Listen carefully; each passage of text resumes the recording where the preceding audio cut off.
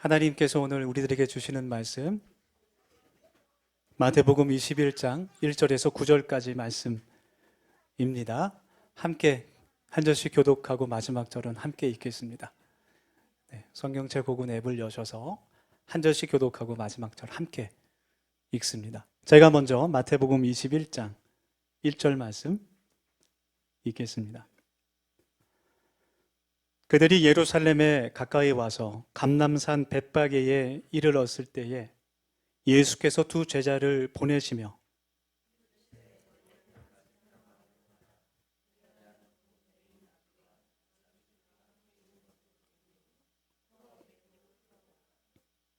만일 누가 무슨 말을 하거든 주가 쓰시겠다 하라. 그리하면 즉시 보내리라 하시니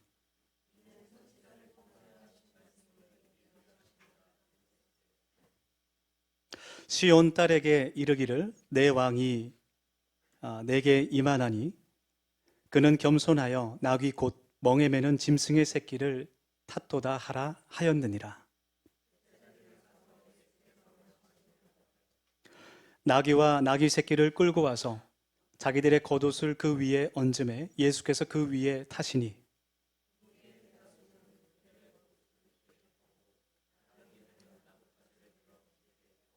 함께 읽겠습니다. 앞에서 가고 뒤에서 따르는 무리가 소리 높여 이르되 호산나 다윗의 자손이여 찬송하리로다. 주의 이름으로 오시는 이여 가장 높은 곳에서 호산나 하더라. 아멘. 네, 한 주간 안녕하셨습니까? 여러분들 얼굴 다시 보니 정말 기쁩니다. 우리 옆에 있는 분들 반갑게 환한 얼굴로 웃어주시면서 이렇게 인사하면 좋겠습니다. 예수님과 함께 걸어갑시다. 그렇게 인사하면 좋겠습니다.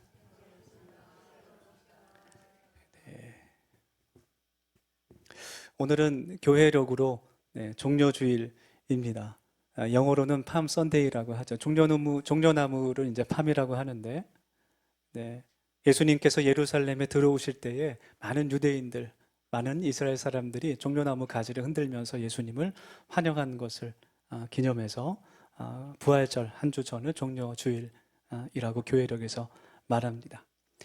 예수님께서 예루살렘 성으로 들어오시는 그 길은 십자가를 향한 고난의 길이었지만 동시에 그 십자가의 희생 뒤에 하나님의 영광 또 구원의 문이 열리는 그런 구원의 길이었습니다. 오늘 말씀 가운데 많은 인파들이 예루살렘으로 들어오시는 예수님을 환영하면서 호산나 다윗의 자손이여 그렇게 찬송하고 있죠. 그때 종려나무 가지를 흔들면서 찬양했습니다. 종려나무는 그 야자수의 일종인데 저희 교회도 이렇게 야자수 비슷한 나무가 있어요. 그래서 한 잎 좀 뽑아 올까 했다가 사모님에게 혼날까봐 제가 절제를 했습니다. 저는 이파리를 들고서 이제 찬양을 했는데 종려나무가 이스라엘 민족에게는 굉장히 중요한 그런 나무예요. 그 신앙적으로 또 그들의 성전 신앙을 대표하는 상징하는 그러한 식물입니다. 그래서 에스겔서 40장부터 43장까지 말씀 보면 하나님께서 에스겔 선지자에게 앞으로 지어질 그 성전에 대해서 말씀해 주시는 그 성경들이 있는데 그 말씀을 읽어보면 성전 안에 종려나무가 곳곳에 문양으로 새겨지는 그런 말씀들이 있어요. 그래서 하나님의 성전 그 주요 건물에 들어가는 6개 문에 모두 종려나무가 새겨져 있고 또 성소와 지성소에도 종려나무가 새겨져 있습니다. 그래서 이스라엘 민족들에게는 이 종려나무가 자신들의 성전 신앙을 상징하고 또 유대인들의 정체성을 나타내는 그런 식물이기도 하죠. 특별히 초막절에 지금도 이스라엘 그 유대인들이 초막절이 되면 종려나무로 천막을 짓고 그곳에서 생활하면서 절기를 지키곤 합니다. 이스라엘이 그 로마에 의해서 패망한 이후에 AD 70년경에 그 로마 베스타니안 황제로부터 이제 그 예루살렘 성전이 다 파괴가 돼요. 그때 그 황제가 로마를 정복한 기념으로 주화를 발행하는데 그 주화에 종려나무가 새겨집니다. 로마 군인이 있고 종려나무가 있고 그 옆에 유대인 여인이 무릎 꿇고 있는 그 장면을 기념으로 주화에 새겨놨죠. 지금도 이스라엘 그 10세겔 그 동전에 종려나무가 새겨져 있습니다. 굉장히 중요한 상징성을 가지는 나무인데, 이스라엘이 그 패망한 이후에 1948년에 다시 독립하기까지 그 땅에 종려나무가 거의 남아있지 못했어요. 황폐화됐기 때문에. 1948년에 이스라엘이 독립한 이후에 다시 이스라엘 땅에 종려나무를 이제 심어야 되는데, 이게 금방금방 자라지 않으니까 수입을 합니다. 그 중동 지역에서 가장 좋은 그 종려나무가 자라는 곳이 과거의 메소포타미아 지역, 그 이라크 지역이었는데, 독립한 후에 이라크하고 사이가 좋지 않았어요. 예, 국교도 수립되지 않았고, 그 이스라엘이 독립하기까지 중동 지역에 정말 많은 그런 전쟁이 있었죠. 그 이스라엘이 요원들을 무력하는 사람들로 위장해서 이란을 통해서 이라크로 들어갑니다. 종려나무 그 작전이에요. 네, 실화인데. 그래서 그 무역상으로 위장한 이스라엘 요원들이 이라크에서 종려나무 7만 5천 그루를 사요. 사서 우리가 프랑스에 팔겠다. 그렇게 계약을 하죠. 그래서 가장 좋아 보이는 그 종려나무들을 배에 싣고 프랑스로 가는 길에 해적을 만납니다. 해적들이 다른 건 다 놔두고 종려나무만 훔쳐가요. 그리고 얼마 뒤에 갈릴리 지역에부터 종려나무가 심기기 시작했습니다. 그렇게 중요하게 생각하죠. 오늘 마태복음 21장 그 본문 말씀은 예수님께서 이제 십자가를 지시기 위해서 예루살렘에 들어가실 때 많은 백성들이 찬양하는 모습을 볼 수 있는데, 오늘 말씀을 함께 나누면서 우리 마음이 하나님의 거룩한 영이 임하는 성전인 것을 우리가 깨달으면서 우리 마음에 예수님을 모실 수 있는, 영접할 수 있는 그런 복된 시간 되기를 소망하고, 예수님을 찬양했던 그 많은 사람들처럼 끝까지 예수님을 찬양하며 따라갈 수 있는, 주님과 함께 동행할 수 있는 복된 우리 더수임교회가 되기를 원합니다. 오늘 하나님의 말씀은 예수님이 어떤 분인지, 예수님이 누구인지 우리들의 마음에 선포하는 말씀인데요. 첫 번째, 예수님은 우리를 구원하시고 우리를 다스리시는 우리의 왕으로 이 땅에 오신 분입니다. 오늘 마태복음 21장 5절 본문 말씀 제가 다시 한번 읽겠습니다. 본문 5절 말씀입니다. 시온 딸에게 이르기를 내 왕이 내게 임하나니 그는 겸손하여 나귀 곧 멍에 매는 짐승의 새끼를 탔도다 하라 하였느니라. 예수님께서는 살아계신 하나님의 아들이셨고 모든 사람을 구원하시는 구세주로, 그리스도로 이 땅 가운데 오셨습니다. 지금 예수님을 따르고 있는 그 많은 사람들, 많은 무리들도 예수님을 왕으로 생각하면서 환영했습니다. 그 사람들이 예수님께 한 행동 세 가지를 보면, 먼저 호산나라는 찬양을 불렀고, 또 종려나무 가지를 흔들면서 환영했고, 마지막 세 번째로 자신들의 겉옷을 벗어서 예수님께서 나귀를 타고 오시는 그 길에 쫙 깔아놨어요. 그 세 가지가 모두 왕을 환영하는 그러한 의미였습니다. 그런데 사실 이곳에 있었던 사람들은 예수님을 왕으로 환영했지만 솔직히는 온 세상을 구원하실 하나님의 살아계신 아들 그리스도로 환영한 것이 아니라 이스라엘의 왕으로, 이스라엘의 민족 그들만의 왕으로 영접했어요.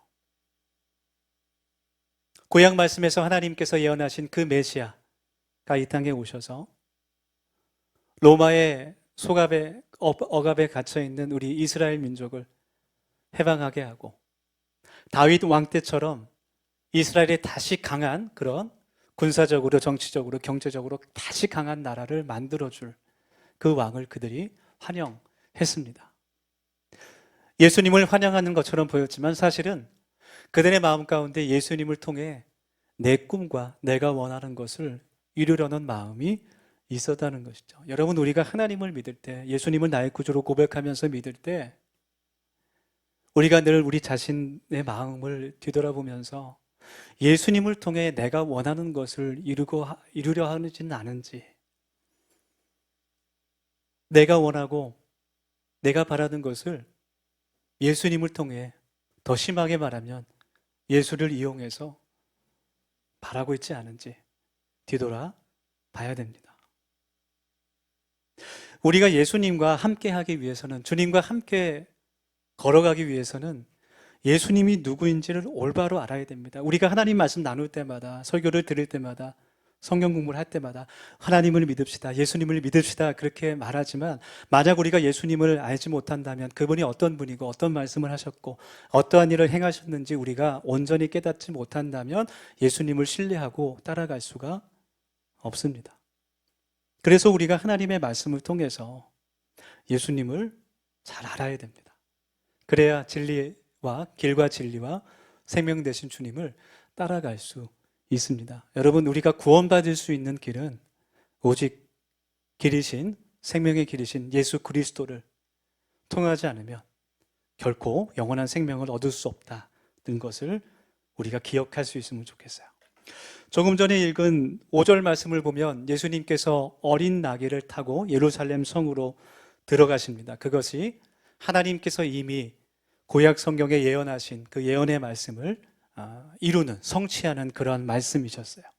그것이 스가랴 구약 성경 9장 9절에 나와 있는데, 제가 좀 읽겠습니다. 제가 그 신학대학원 시험 볼 때 암송 구절이었어요. 스가랴 9장 9절. 그래서 스가랴 굿땡 그렇게 외웠는데, 우리 부지사님 굿땡 무슨 말인지 아시죠? 모르는 척 하시는 것 같은데요. 섰다 할 때 장땡 밑에 굿땡, 아시죠? 모르는 척 하시는 것 같아요. 읽겠습니다. 시온에 따라 크게 기뻐할지어다. 예루살렘에 따라 즐거이 부를지어다. 보라, 내 왕이 내게 임하시나니 그는 공의로우시며 구원을 베푸시며 겸손하셔서 나귀를 타시나니 나귀의 작은 것 곧 나귀 새끼니라. 예수님께서 어린 나귀를 타셨다는 것은 이 세상의 겸손한 왕으로, 또 희생의 왕으로 오셨다는 것을 나타내시죠. 빌립보서 2장의 말씀처럼 예수님은 완전한 하나님이셨습니다. 모든 능력과 권세와 힘이 있으신, 전지전능하신 완전한 하나님이셨지만 완전한 인간으로, 완전한 사람의 모습으로, 종으로 이 땅에 오셨습니다. 낮은 곳으로 오셔서 낮은 자들과 함께 하셨습니다. 그리고 자신의 생명까지 내어주시며 우리를 살리셨습니다. 우리가 예수님께서 겸손의 왕으로, 희생의 왕으로 오셨다는 것을 알 때 우리는 그분을 믿고 따를 수 있는 것이죠. 예수님 당시에 예수님께서 살아계신 하나님의 아들이신 것을, 십자가에 달려 죽기 위해서 이 땅에 오셨다는 것을 알고 있는 사람들은 거의 없었어요. 예수님과 3년 동안 동거동락했던 제자들도 예수님을 온전히 알지 못했습니다. 그런데 세례 요한이라는 사람은 예수님이 어떤 분인지 잘 알고 있었어요. 세례 요한이 예수님을 만날 때 보라, 하나님의 어린 양이로다, 그렇게 고백합니다. 그리고 고백하기를 내가 그리스도가 아니라 나는 예수님의 길을 예비하러 온 사람일 뿐이다. 나는 그의 신발끈을 매는 종의 역할도 감당할 수 없는 사람이다 라고 고백합니다. 그러니까 우리가 예수님을 알면 알수록, 예수님이 어떤 분인지를 우리가 말씀을 통해서 또 성령의 지혜를 통해서 깨달으면 깨달을수록 내가 어떤 사람인지를 더 정확하게 보게 되는 거예요. 그런데 그 당시에 유대의 권력을 모두 갖고 있었던 사람들, 제사장들, 바리새인들은 예수 그리스도가 누구인지 알려고 하지도 않고 알고 싶지도 않아 했습니다. 예수님을 몰랐기 때문에 그저 자신들이 갖고 있는 힘과 권력을 방해하는 그런 적으로만 생각했기 때문에 예수님을 십자가에 못 박아 죽인 것입니다. 여러분, 예수님께서 여러분들에게 어떤 분이신지 오늘 말씀을 통해 함께 묵상하기를 원해요. 여러분, 예수님을 향해서 내가 어떤 고백을 드릴 수 있겠습니까? 내가 믿는 주님은 성경에서 배운 그 하나님이 아니에요. 사실은 내가 믿고 따르고 신뢰하며 의지할 수 있는 주님은 내가 믿음으로 고백할 수 있는 그분이 내가 믿는 주님입니다. 내 인생의 주인 되시고 이 교회의 머리가 되시고 나를 용서하시고 나를 살리시는 분임을 내가 믿고 고백할 때 내 인생을 주관하시고 나에게 힘을 주시며 나를 인도하시는 분임을 내가 체험하며 믿음으로 고백할 때 그때 우리가 그 주님과 동행하며 살아갈 수 있어요. 오늘 예수님은 수많은 사람들의 환호와 환영 가운데 어린 나귀를 타시고 예루살렘 성전으로 들어가십니다. 그 환호와 그 찬양에 흔들리지 않고 십자가를 향해서 걸어가십니다. 그분을 함께 따라갈 수 있는 우리 더수영교회 되기를 소망합니다. 할렐루야. 두 번째로 종려주일에 우리가 기억해야 되는 것은 예수님을 따라가는 사람은 충성과 헌신의 사람이어야 한다라는 것이죠. 오늘 본문 8절 말씀 성경을 보겠습니다. 마태복음 21장 8절 말씀 제가 읽겠습니다. 무리의 대다수는 그들의 겉옷을 길에 펴고 다른 이들은 나뭇가지를 베어 길에 펴고 라고 말해요. 행렬에 참여한 무리들이 종려나무 가지를 흔들면서 자신의 겉옷을 길에 폈습니다. 영광의 왕을 맞이합니다. 그 행동은 왕에 대한 충성과 헌신의 고백이었습니다. 오늘 만왕의 왕이신 예수님을 저희들이 우리의 마음에 환영하면서 이러한 충성과 헌신의 고백이 있기를 원합니다. 요즘은 우리가 사는 세상은 충성이라는 그런 말이 또 헌신이라는 말이 그렇게 인기가 없는 것 같아요. 마치 고지식한 것처럼 들리고 시대에 뒤떨어진 것처럼 좀 들립니다. 한 취업 기관이 인터포털 그 기관이 이제 리서치 기관하고 설문조사한 결과가 있어요. 직장인 1,372명 대상으로 설문조사했는데 현재 다니고 있는 근무하고 있는 회사 충성도를 이제 표시하는 겁니다. 10점 만점. 6.4점으로 나타냈는데 나이가 젊을수록 어릴수록 그 점수가 떨어지는 그런 결과를 났어요. 네, MZ 세대들 지금 이제 젊은 우리 친구들은 얼마든지 좋은 조건이 있으면 바로바로 회사를 옮기는 그것이 또 자신의 능력이라고 생각하는 것 같습니다. 국가에 대한 충성도도 마찬가지인데요. 한국 청소년 개발원이 이제 재작년에 청소년 3,000명 대상으로 청소년 의식에 대한 설문조사 실시했는데 이런 질문이 있었어요. 한국에 전쟁이 나면 조국을 위해 참전할 것인가? 청년들도 이제 들어간 조사인데 이 한 몸 조국을 위해 바치겠다 대답한 사람이 10.2%에 그쳤습니다. 뭐 저번에 한번 식사하면서 상원 형제가 자기는 참전하겠다 전쟁 나면 이런 이야기 했는데 참 신앙이 아름다운 그런 청년입니다. 교인들의 교회 충성도도 다르지 않은 것 같아요. 우리 교회 성장 연구소에서 만 18세 이상 계신 교인 1,000명 대상으로 조사했는데 성도들 가운데 76.5%가 교회를 한 번 이상 옮긴 적이 있다. 그렇게 말합니다. 물론 이제 멀리 이사를 가거나 내가 다니고 있는 교회가 좀 성경적이지 않다거나 건강하지 않게 느껴질 때 이제 옮길 수도 있지만 우리가 포스트 모더니즘 시대를 살아가면서 이 교회도 마치 쇼핑을 한다는 것 같은 그런 느낌을 좀 받을 때가 있어요. 여러분, 교회는 공동체입니다. 믿음의 공동체이고 신앙의 공동체, 가족 공동체가 되어야 됩니다. 목회를 하면서 참 그런 것을 이제 많이 느껴지는 것 같아요.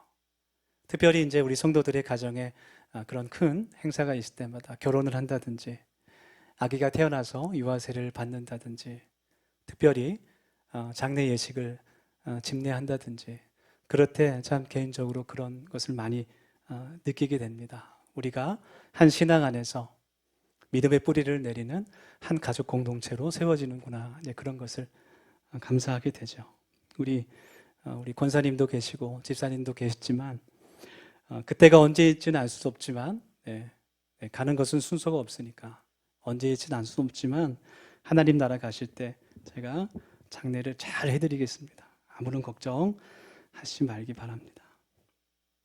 우리 더세움 공동체가 개인주의와 이기주의를 넘어서서 서로를 섬기고 또 기도해 줄 수 있는, 또 서로 봉사할 수 있는 그런 충성과 헌신의 공동체가 될 수 있기를 예수님 이름으로 축복합니다.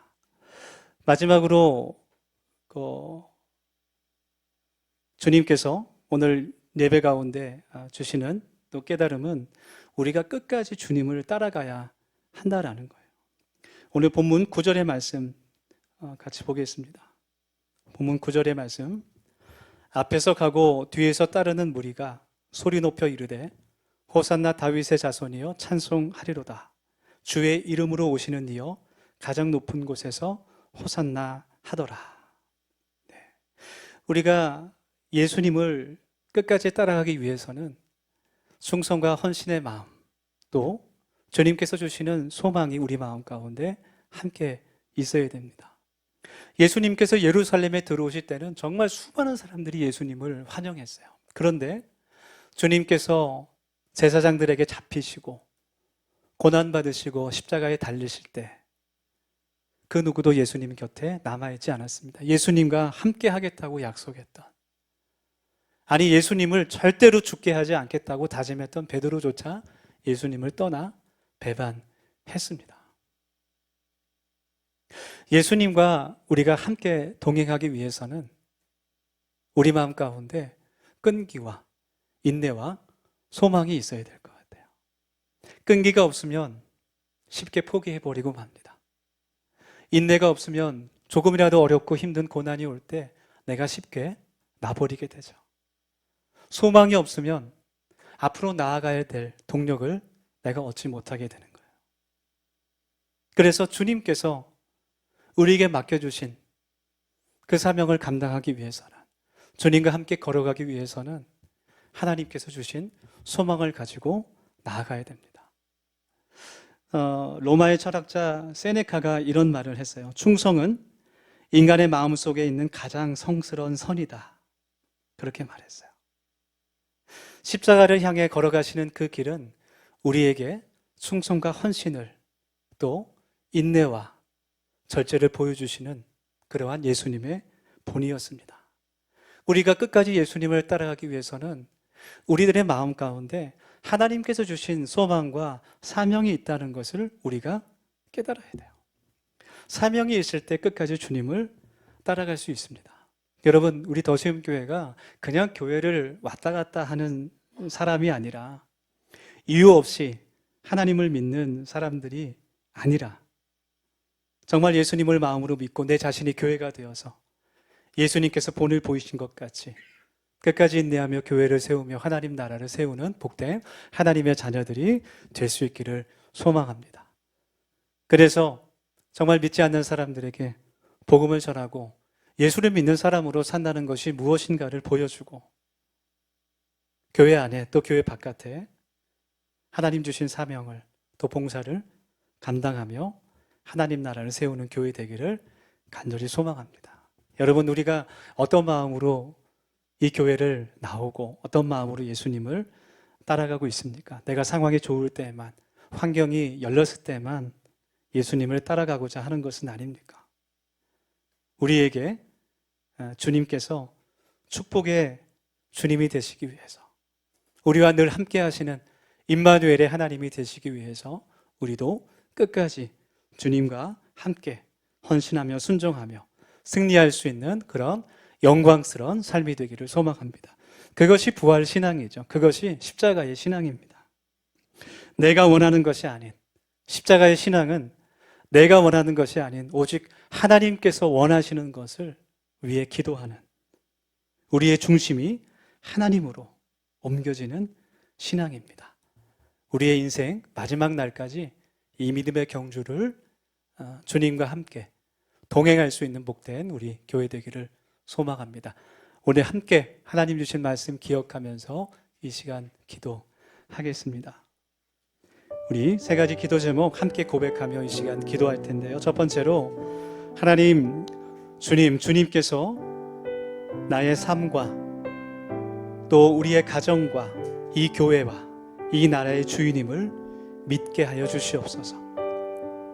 왕 대신 주님, 우리 마음 가운데, 우리 마음의 성전에 들어오셔서 다스려 주시고 인도하옵소서. 두 번째로 또 기도합시다. 주님께서 보이신 그 충성과 헌신의 마음, 저희들이 닮아 주님을 따라가기를 원합니다. 하나님 인도하옵소서.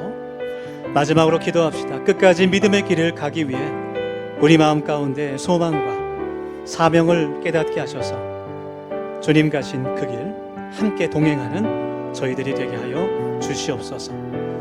끝으로 우리 또 이 나라를 위해서 기도하면 좋겠습니다. 하나님, 대한민국을 긍휼히 보셔서 하나님의 공의와 정의가 강같이 흐르는 나라 되게 하시고 분열된 이 나라가 회복할 수 있도록 화합할 수 있게 도와주시고 이 나라의 지도자들이, 모든 지도자들이 하나님을 두려워할 줄 아는, 경외하는 사람들 되게 하소서. 우리 통성으로 함께 기도합니다. 하나님, 하나님의 말씀을 마음에 심으며 이 시간 기도하며 나아갑니다. 하나님께서 은혜 주셔서 저희들의 마음 가운데 이 땅에 오신 예수님을 우리의 왕으로 영접하게 도와주시고 하나님, 내 마음이 주님의 성전되어 오직 충성과 헌신으로 하나님께 영광 돌리며 그 사명을 감당할 수 있는 복된 하나님 자녀되게 인도하여 주시옵소서. 하나님, 주님께서 오늘 보이신 그 길을 따라 저희도 십자가를 지고 따라가기를 소망하오니 하나님께서 저희들에게 큰 은혜와 힘을 주셔서 주님 예수 그리스도를 힘써 알게 하여 주시고 하나님께서 세우신 이 교회를 위해 헌신하며 이 교회를 하나님께서 기뻐하시는 공동체로 세워가며 또 이 세상을 하나님 나라로 세워갈 수 있는 우리 더세움 교회 되게 하여 주시옵소서. 또 하나님, 이 나라를 위해서 기도합니다. 하나님, 이 나라를 주님 회복시켜 주셔서 하나님, 모든 이 나라의 지도자들이 하나님을 두려워할 수 있는 사람들이 되게 하여 주시고 하나님, 분열된 이 나라가 다시 화합하고 회복될 수 있도록 하나님, 교회들에게 회복을 허락하여 주시옵소서. 예수님, 이 시간 주님을 우리들의 마음에 그 성전에 영접하기 원합니다. 우리의 마음에 들어오셔서 우리를 다스려 주시고 주님께서 어떤 분인지 깊이 깨달으며 예수님과 동행하는 성령의 지혜로 우리와 함께하여 주시옵소서. 예수님 이름으로 기도드립니다.